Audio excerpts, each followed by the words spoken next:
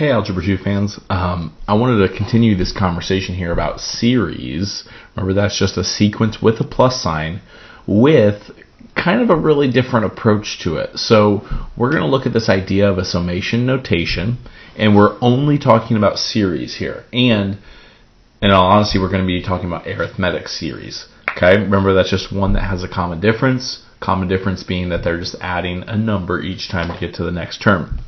So the summation notation right here, okay, it's just a more condensed way to write a series, right? So we would think of 1 plus 3 plus 5 plus 7, and we could keep that going, right?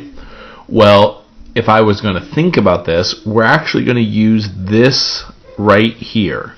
This is a Greek letter, okay, and we call this sigma, right? This basically is just a shortened version or a Greek letter that means to add up all the terms in this series here. All right? So I could think about what this is really going to mean here. So when we're talking about sigma, we have a couple pieces of information. This right here, that's going to be our first position, right? So most commonly, if I just kind of show you an example of what one would look like, most commonly, you might say, hey, n is going to be 1, right? So it's going to be the first position. Now, you might see a random occurrence in which n is not 1 there at the bottom. Maybe you're thinking about a scenario in which you're saving money over a 6-month time period, but you only want to know what you saved from months 2, 3, 4, 5, 6, right? So you wouldn't have n equals 1 because you're not worried about what you saved in that first month. You're only worried what you would save starting at the second month. So in that case, n would be 2, right? But that's a very rare occurrence. When you're writing a series, that won't happen. Maybe if you're looking at it, that would be something different. All right, this right here, this is going to be the last position, right? So how many terms does this series have, right? So I might say that in this pattern right here, it only has 4 terms, so I would just be evaluating this for 4 positions, right?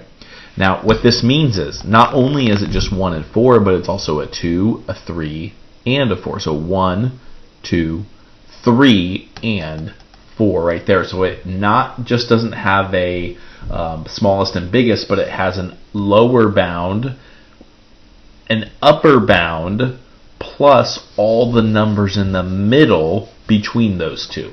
All right, we'll talk more about that here in just a second. Another thing that we want to remember is what this really is right here. This is just the explicit formula. All right, so that's just the explicit formula. We know that the explicit formula for an arithmetic sequence is just this, a sub 1 plus n minus 1 times d, right? We know that we could reduce it after distributing and combining some like terms, but that's essentially the way that this is going to look, okay? So let's think about this here. If I said that I want you to evaluate, right? If I want you to find the sum of this series right here. Let's say that n equals 5 for my top. You could just say 5. We don't usually say n equals there. N equals 1 there on the bottom. We could say, hey, here's going to be our pattern, 3n plus 7, right? So what I could do is I could say, okay, if I plug a 1 in, 3 times 1 plus 7, that's 10. Now I need to go all the numbers up to 5. So if I plug a 2 in here, right, because this would be my second term, then I would have a 6 plus 7, or 13. If I plugged a 3 in here, right, because I'm working my way up to 5, 3 times 3 is 9, plus 7 is just 16. You might even see, oh, you know what, this is a pretty easy pattern to do, right? It's arithmetic, so I know that there's a number that's added. I could do this, and then I could just add up all the numbers, right? Because my final answer right here would just be what those numbers are. So I have 39 here. If I add the next one, that's plus 58. And then it looks like that would just be, 80 as I add them all together. All right.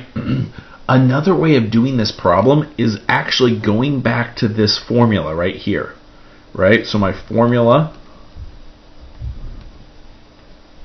was this. Well, it looks like, if I'm just plugging numbers in here, it looks like I have 1, 2, 3, 4, 5 different terms, right?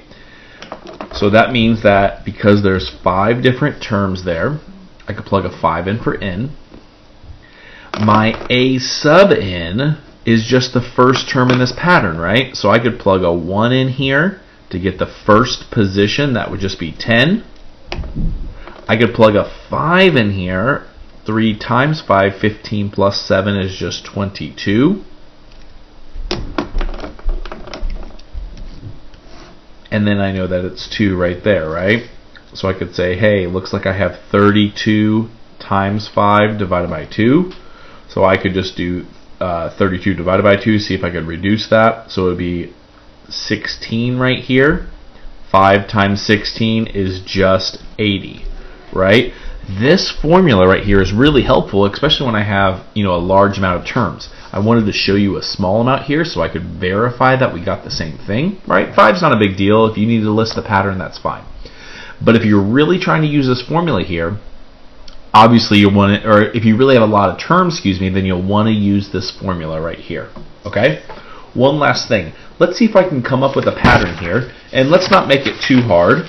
I'm going to switch up here to the top, right here, and let's say that I have this pattern, again, 5 plus 10 plus 15 plus 20 plus 25 plus 30, all right? And so I'm asked to write this in summation notation, which means I'm going to need a list for all of these things right here. We know that we have 1, 2, 3, 4, 5, 6 terms in this pattern. We know that the first one is always going to be the first position, right? So this is 1, 2, 3, and so on. That's how I came up with 6, because there's 6 terms here. Now what I could do is I could just use my explicit formula, right? In order to find a more simplified version. 5 plus, again, I don't know which term I'm talking about, just a general term. The common difference is 5, so I could distribute that, 5n minus 5.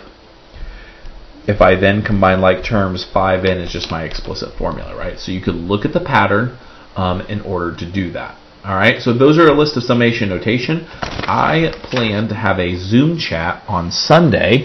I'm going to try to make it Sunday evening, maybe around 8-ish or so, but I will definitely get some information out to you guys through an email about that.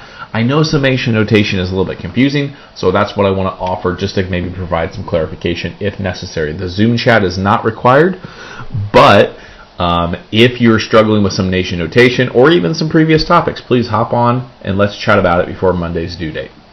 All right, till then, guys.